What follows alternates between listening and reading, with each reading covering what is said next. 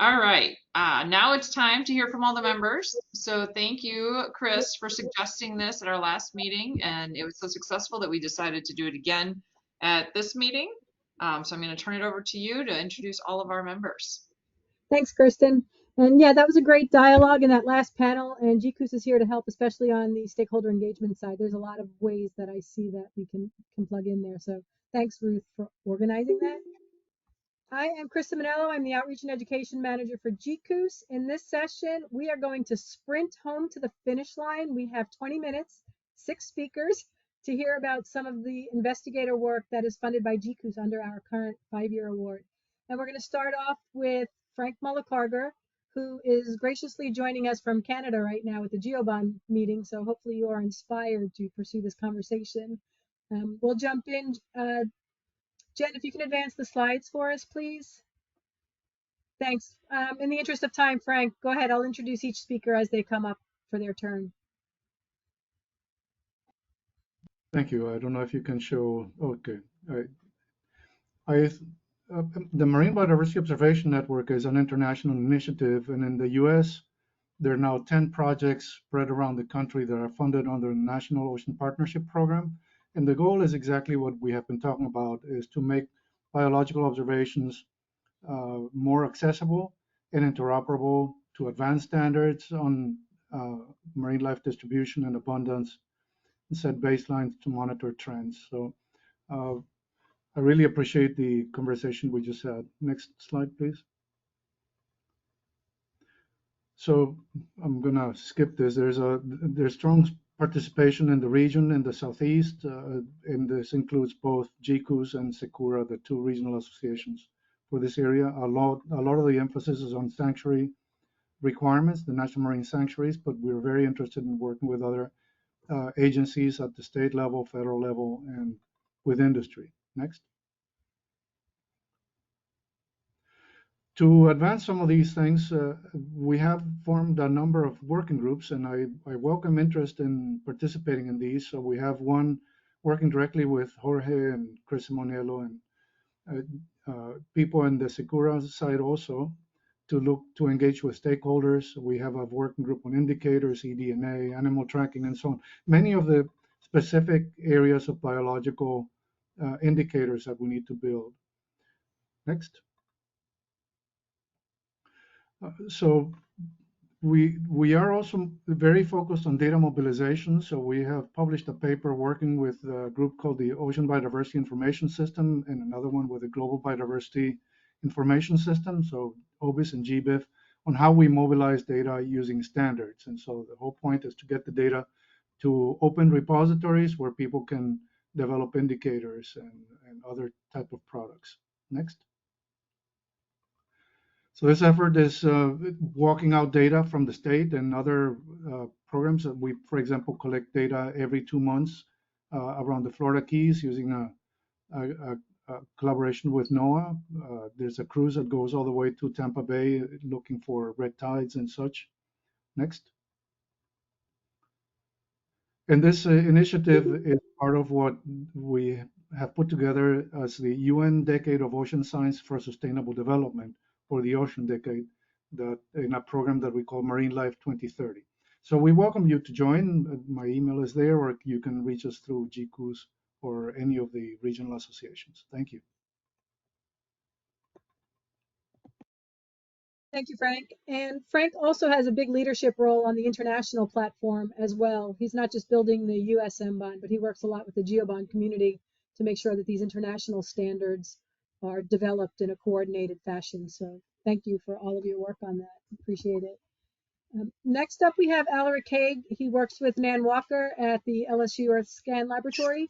And today he's going to be talking to us about ESL cloud mask sea surface temperature layer for GCOOS ScanDoc. So Jen, if you can go to the next slide, it's all yours, Alaric. Thanks.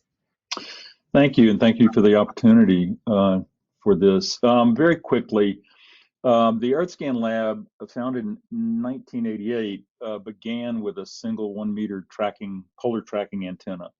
Fast forward to 95, we acquired geostationary capabilities, and that sensor delivered a full hemispheric view of Earth every 3 hours at 4 kilometer pixels. Fast forward to 2016, the new generation of geostationary satellites sitting 36,000 kilometers above Earth at the equator deliver 16 bands, mostly at 2 kilometers every 5 minutes of the, every 10 minutes of the entire hemisphere of Earth. So a lot of data has been made available, and it's now available on the Google Cloud. It was made as part of a NOAA big data project made available there. So I dove in headfirst into the PUGs and the ATBDs. These are manuals that describe every aspect of the satellite and its telemetry and the products that NOAA has derived from that telemetry. I then dove headfirst into developing some Python code that has kind of bloomed into a module, a comprehensive module, but I focused on developing our SST product using this data. So you can see the sources of data that culminate in this layer for Gandalf are comprised of a radiance product, band 7, the 3.9 micron calibrated radiance, an enterprise cloud mask, which is a 4-level classified cloud mask that is offered at the same site, and opportunistically use a land surface albedo file for its implicit landmask. Next slide, please. So much in the way we did, in the same way we did with the GCOOS 8 and through GCOOS 15 data, we take a series of CONUS images every 5 minutes from this new generation of satellite and composite for the warmest pixel. And I just accumulate the warmest pixel. I use actual ephemeris of the sun to make sure it's between the two sort of civil twilights, 6 degrees below the horizon. So we're looking at nighttime and not guessing when nighttime images are occurring. So we applied a standard linear regression to that with a whole lot of about 1.5 years of buoy data from the Gulf and built a pretty correlative model. And so let's just go to the next slide. We're already over 3 minutes. So the next step was after the cloud mask product, which appeared a little later than the radiance products and the early things. I pull it down. It's got a 4-value classifier for clear, probably cloudy, and cloudy pixels. If I take the minimum value for the same 120 to 160 CONUS scan times through the night, I end up with a cloud mask that it masks any pixel that was cloudy or probably clear all night long.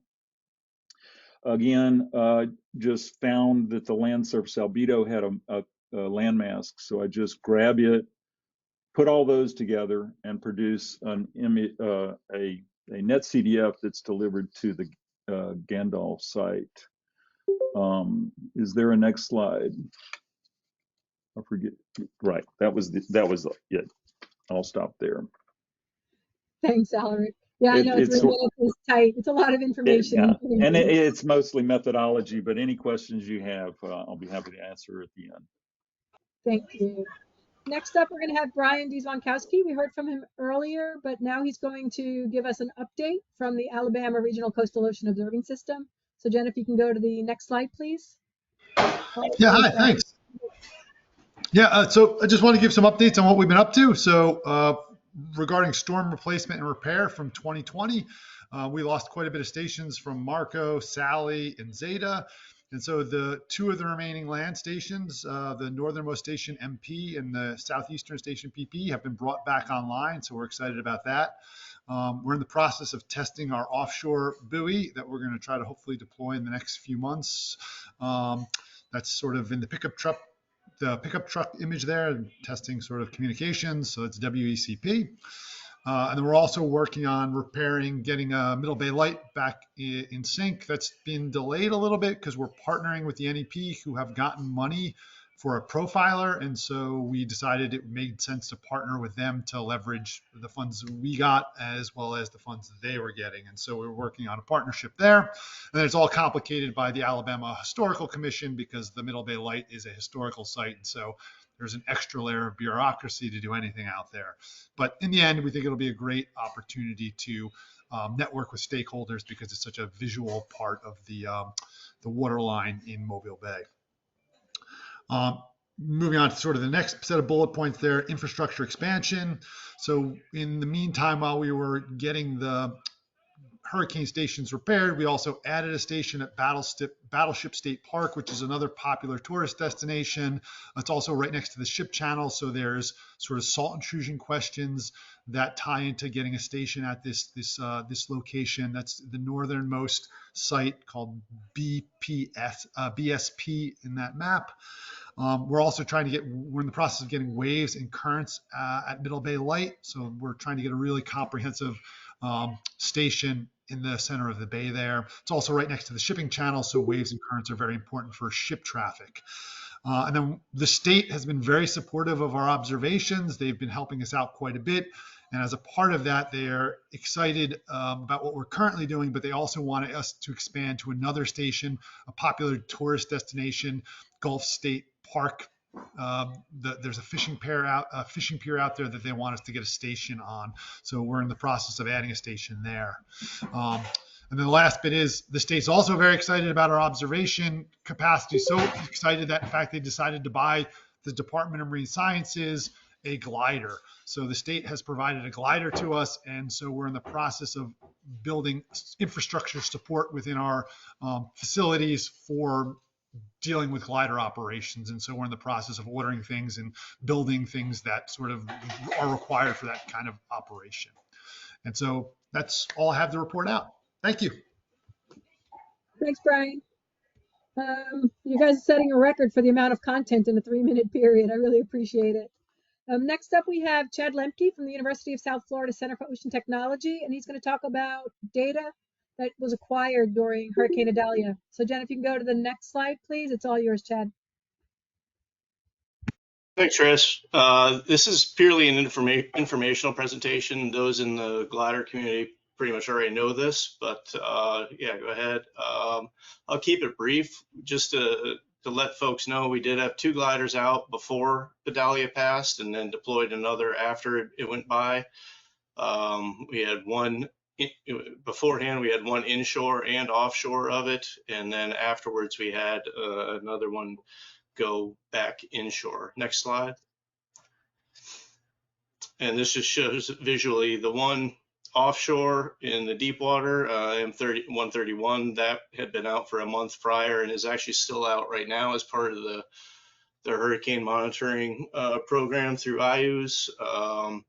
Then we had a deployment going on number 132. The orange one there was deployed about a week before Idalia came through. We have not heard from it after Idalia came through, but we were out there about 3 or 4 days later and deployed another glider that for another project during cruise, and allowed that one to come back inshore to get an inshore transect. Next slide. And just to confirm, the data was, you can see the nearby wave buoy from NOAA 144 was showing 10-meter waves right about the time that our glider surfaced, that we did not hear from again. But we also had the offshore glider at 131 was out, and a Navy glider that we put out. This is in combination with gliders that USM had out, TAMU had out in the Gulf, as well as others over on the East Coast that are all part of the national hurricane glider effort. Next slide, please. And just to briefly look at the data, we haven't done a lot with the data yet, but you can clearly see cooling in the water column. All those color scales are the same. The one on the top are the 2 shelf missions going from inshore to offshore and then from offshore back inshore after it came through. And then the bottom graph is from the deeper glider clipped at the same depth as the inshore gliders to give you kind of to keep the scale consistent. Next slide. And of course, beyond just temperature, you can look at all the other things, especially I think it's an interesting comparison to look at the offshore transect versus the inshore transect. Again, those are only separated by about 4 or 5 days. Again, we have not really fully looked at this data. This data is available. All the temperature and salinity data is already up on Gandalf and the IU's DAC, but the rest of it is pretty well available as well if you want to give a shout. That's all I got. Thanks. Thanks, Chad. And I know it was a scramble. I know you've been out doing field work all week and the weekend as well. So I really appreciate you getting this done for us and sharing those slides. Next up, we have Darren Heinrichs from Texas A&M University, Department of Oceanography.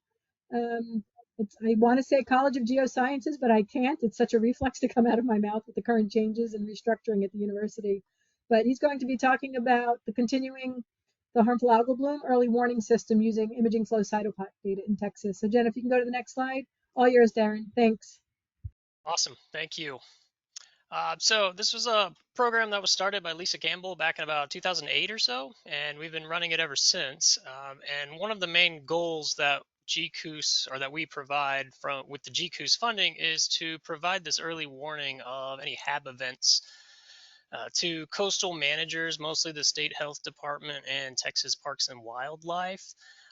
As soon as we see elevated abundances of cells along the coast. So if you can go to the next slide. And we do that using an instrument called an imaging flow cytobot. Some of you may be familiar with this instrument. It's basically an underwater microscope. And we have one deployed at 2 different field stations in Texas, one on the left at the University of Texas Marine Science Institute in Port Aransas, Texas. This is the station that had been in operation since about 2008 until Hurricane Harvey in 2017. It recently went back online earlier this year. Our second station is at the Coast Guard Station Freeport in Surfside Beach. So that's going to be the more northeast red square in that picture of the map of the Texas coast. And that platform on the right-hand side of the slide is just an old NOAA tide gauge platform where we've got a little trap door and have dropped an instrument underwater there. So we have our 2 field stations providing images of the phytoplankton community along the Texas coast. Next slide. And so what I just wanted to show was that we had a harmful algal bloom event from Karenia brevis earlier this year, and it's still kind of petering out right now. Well, we have a few residual cells showing up, but this is just to give you an idea of the simplistic data that we're sending out to our stakeholders. So we notified state authorities at the end of August that we had started seeing elevated abundances of Karenia brevis, and then the bloom came ashore, and what the stakeholders end up getting is approximately every 4 hours they get an email with updated counts or concentrations, and this image that you can see, this little plot, is included in that email. And so we've been sharing data with the state, but also with our federal partners at the NOAA HAB forecast team and working with them to get our IFCB data incorporated into their forecast model in some way. So it's a rather simplistic plot, but our stakeholders actually appreciate that. They can open it, look at it, and see pretty quickly whether those counts have gone up or down. So that's all I have. Thanks, Darren. I'm excited. Our GCOOS HAB scope team is going to be working with the Texas Red Tide Rangers pretty soon, so I'm hoping you'll be involved in that effort as well. Appreciate your work. And finally, the last in our session of 6 in our rapid fire talks is Eric Milbrandt, Sanibel Captiva Conservation Foundation. And I just have to say, Eric, it's great to have you here. You are a lesson in resilience for all of us to learn from. And I'm so excited that you can share this information today on observations and recovery from Hurricane Ian by the River, Estuary, and Coastal Observing Network, or RECON. So Jen, if you can go to the next slide, it's all yours, Eric. Thanks. Hey, hey everybody! Thanks, Chris. It's been a great meeting today. I've learned a lot and learned a lot about the people that are doing some of the good work here. So Recon is our observing network that we built in 2007 to better understand the highly managed flows of South Florida, especially to the Gulf of Mexico through the Caloosahatchee River and Lake Okeechobee. On my way home from a camping trip last year, we started seeing the 5-day cone for Ian, and I canceled my flight to come to the GCOOS fall meeting, which obviously we were hit directly by Ian and had a considerable amount of recovery. And I would say that our organization is standing up the community at this point, because our Chamber of Commerce is still in pretty bad shape, and there are very few visitors or capacity for visitors right now. The middle picture shows the Sanibel Causeway Bridge, which connected Barrier Island to the mainland, which was washed out. And remarkably, within a few weeks, the governor and the president of the U.S. were together on the island, and the road was fixed. So anyway, our system is mounted on pilings, and we had very few losses because of our ability or lack of ability to engineer a good solution for keeping the sensors on the pilings. However, we did lose pilings in the hurricane. Next slide. So we measure temperature, salinity, depth DO, chlorophyll in situ, fluorescent dissolved organic matter, turbidity, and of course depth. And the sites that we had weather stations on were funded through local government source, and we lost all of our weather stations, but this year we were able to get funding to replace all of those again. Our sites are distributed throughout the estuary. We actually now have sites in the freshwater canal as well. Those are data that are provided to the data portal. And in terms of fulfilling the strategic plan for GCOOS, the data are being used primarily for looking at and assessing the condition of the estuary in a near real-time basis to provide input back to the Corps of Engineers and the South Florida Water Management District, who are sort of managing the Everglades restoration and the northern estuaries. So a lot of the modeling that we're working with University of Florida and University of South Florida on right now, using an ocean forcing model, using the temperature and salinity data, which will, in the final phase next year, will also include some kind of an algae or algae bloom type biological model at first. And the really the thing that I think we do really well at is involving stakeholders in this process by providing our data in a digestible form to let non-scientists and technical people who are making some of these decisions understand what the impacts are to the biology of the system. During Hurricane Ian, I mentioned that we had wind speeds of over 100 knots, and then we lost all 3 of those, either due to saltwater immersion of the data loggers on the pilings, or because the pilings were old and broke at the base is one, and the other one, there were bumper boats, large yachts that were bumping around, and the piling disappeared.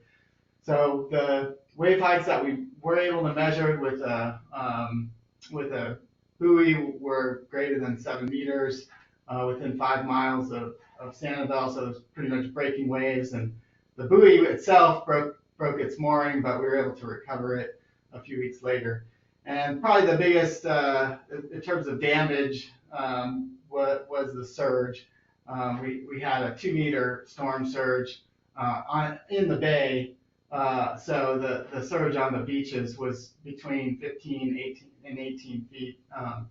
So the fortunate thing is we had older equipment that was out since 2007, And we had recently, a year before Ian, been on a capital campaign through private funds to replace all of that infrastructure.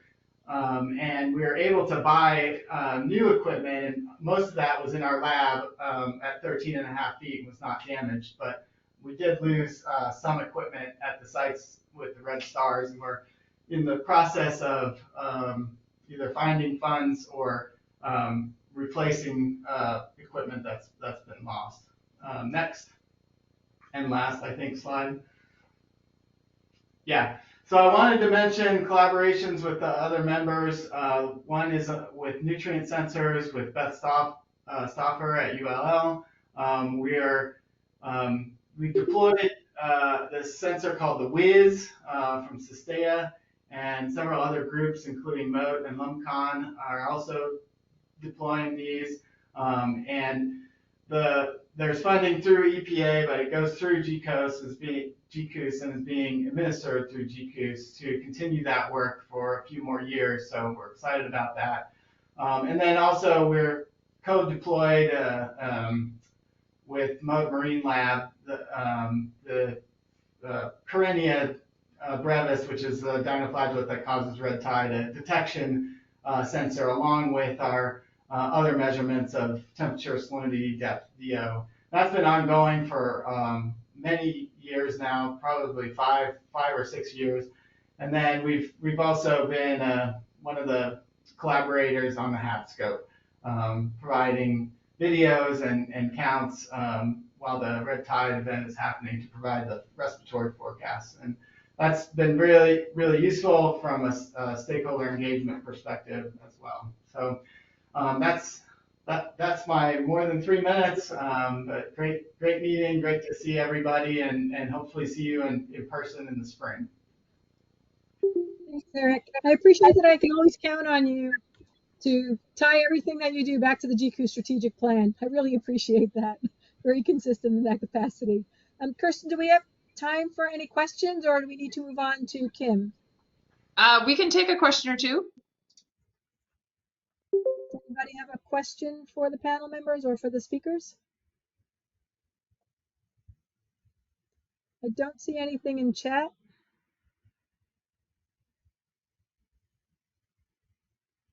Well, I really appreciated hearing everything that y'all talked about today. I, as always, learn a lot from everybody here. So thank you to all of the members who gave their 3+ minutes, we'll call it. So I really appreciate it. Thanks, everybody. I'm going to sign off and go back to note taking.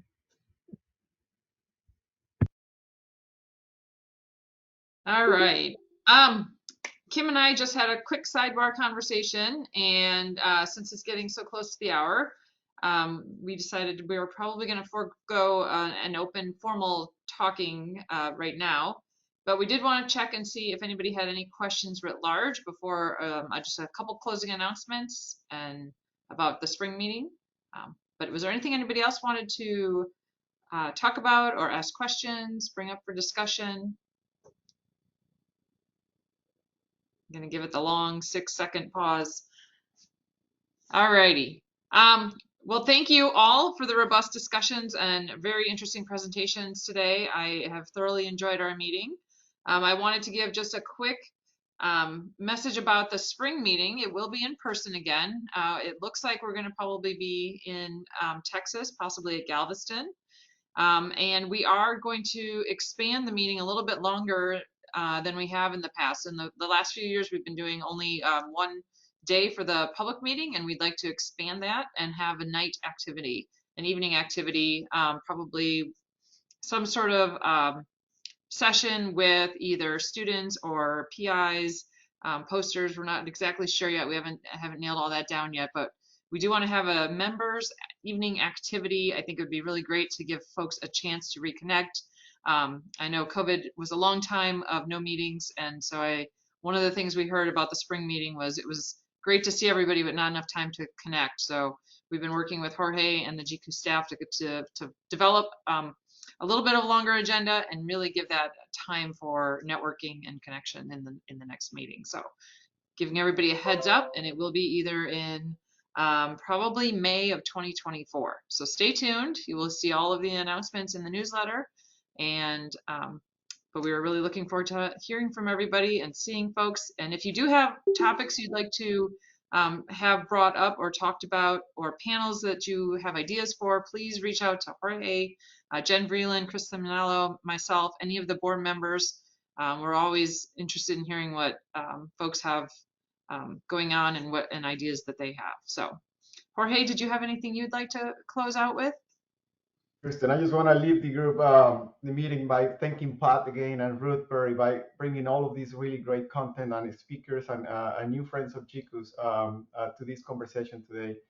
It was really eye-opening, the conversation about marine heat waves for me, and I learned a lot also about the data and the thinking of offshore wind partners in the Gulf of Mexico. So thank you for that. I also want to just thank the GCOOS staff who really makes possible everything that we do on an everyday basis, and helping with these meetings, but everything that we do with you and our partners around the Gulf of Mexico. So thank you for that. All righty. Any last words from anybody else? Okay. Well, thank you everybody again. I appreciate it, and I look forward to continuing these discussions. Thank you to the board. Thank you to the staff. It was a really great meeting. Thanks, everybody. Thanks, Kirsten. Thanks, Jorge. Bye.